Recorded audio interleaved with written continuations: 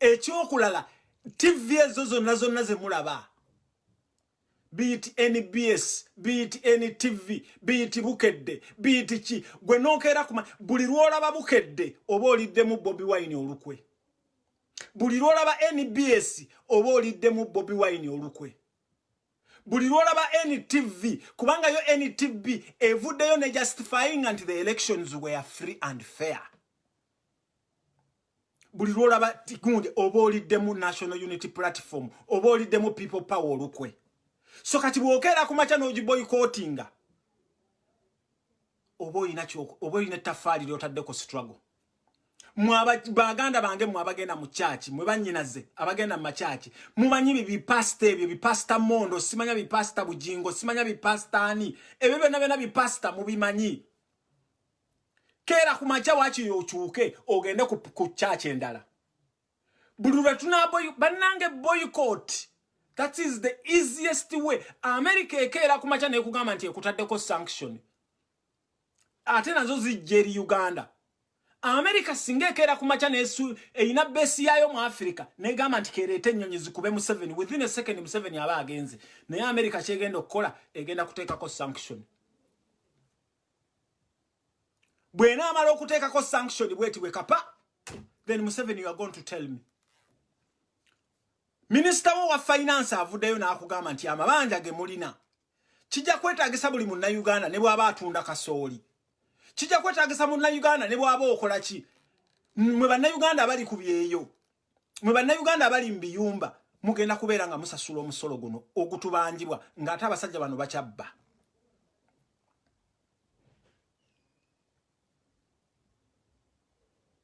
okitegeera so singa onaakeera kumacha n'ogamba nti mbadde nkola business ng'angikola ne kati yo business kanji stopping kigenda boycott helps boycott can fight boycott is the easiest way banange tu fighting ze ekintu kino ku social media twakitandikako ng'abasaaga mujjukire bwe twatandika ku social media kuno ng'abasaaga nga Bobi Wine bamusibye ne tutandikako #free Bobi Wine neyo hashtag free Bobi Wine omusajja wa Facebook bwakitunulako n'agamba bannange what is going on kubanga njagala bagamba Facebook ina customer care Facebook wano comments zaabwe bwano muziraba atete wali mu muntu Facebook eno gye mulaba esinga ne Uganda obugagga it's a company but it's richer than Uganda turnover yaabwe esinga GDP gross domestic produce ya Uganda so njagala okugamba bwokola #free Bobi Wine #free our elections #free our people bannange akantu ako kagenda viral bannange mulekerawo kwandamininga the power of internet kojja mugezi ndi Ireland naye njogera naawe oli everywhere mulekerawo kwandamininga the power of internet internet eno gye mulaba esinga AK47 nchiddamu internet eno gye mulaba esinga AK47 Museveni AK47 agenda kuzitunulako n'ebyo ebimotoka bye yagula ettake n'ebyo agenda kwebuuza gy'abiteeka atagenda kulabayo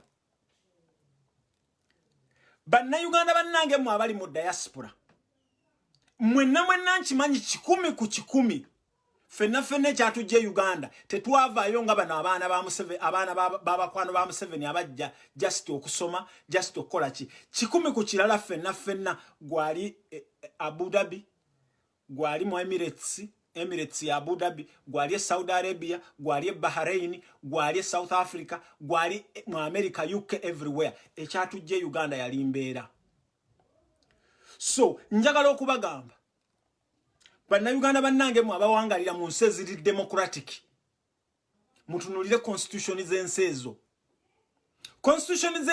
zigamba nti tukolagana n'abantu aba supportinga oba aba obeyinga the rule of law constitution yawa ne waffe bwe ngamba so therefore there is no justification ka ensi yange eno gye ndimu nga Ireland o continuing nga China embassy ya Uganda nga Uganda eina abuse of human rights nga batta abantu basiba abantu for nothing ebintu byonna bena njagala bagamba kati Uganda yeriko everywhere. Boboli France, boboli South Africa, boboli mu America, boboli Canada, boboli Rudawa, n'olumba parliament ye wammwe, n'olumba omubaka akukiikirira, n'omutweetingira n'omugamba nti what's the use of for kubeeranga Ireland, of kubeeranga Bungereza, obeying the rule of law, nge continuing nge kolagana n'omuntu ata obeying rule of law. Njagala bannange mu nnaku ezitajja wala tutandika okulaba ensinga ziri calling aba ambassadors baazo okuva e Kampala. Njagala okulaba mu nnaku ezitali za wala eyo mu ground work mmwe nkimanyi baganda banga bakola ground work. Mu making sure nti mu drafting proposals zino mu drafting gundi zino nga ziri authentic. Mu zisindikire zi government ezo mugenda okulaba nga ki kubanga I'm sure bana abasajja bamanyi kye kigenda maaso. We can win this war. We can win this war. President checho kyatutumye okukola ki? Bannange Bobi Wine musajja mugagga. Bannange Bobi Wine ayagala okuzuukuka alabe ku baana be. Tayagala kulaba baana be just on video nga bwondaba. Naye singa abaana ba Bobi Wine baaliwo up until now because these guys are heartless.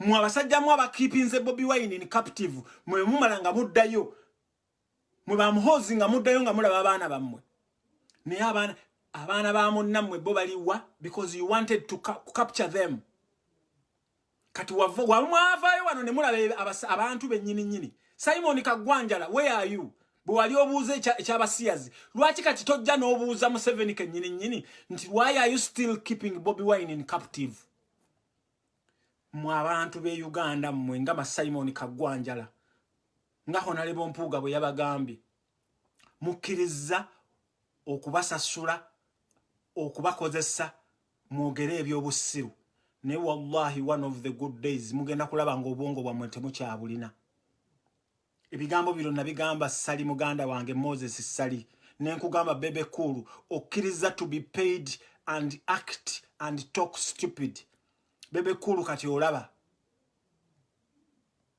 bebe kulu kati olaba kiki kigenda maaso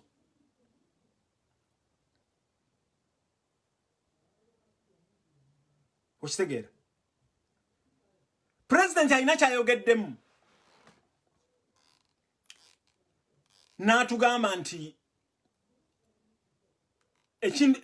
omanye nze president wange Bobi Wine president wange nenja continuing okusaba owekitiibwa president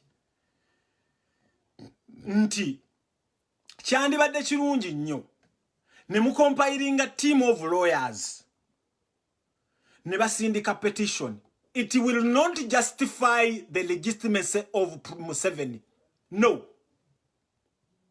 It is not going to legitimize the Museveni's whatever. Techigenda kumukola ki. Kumujustifying anti no yawangula akalulu. No. Fenna tumanyi ekoti za Museveni. Nenjagala okubakakasa. Out of those judges ababeera mu makoti abo waliwo bajjaji abakyategeera.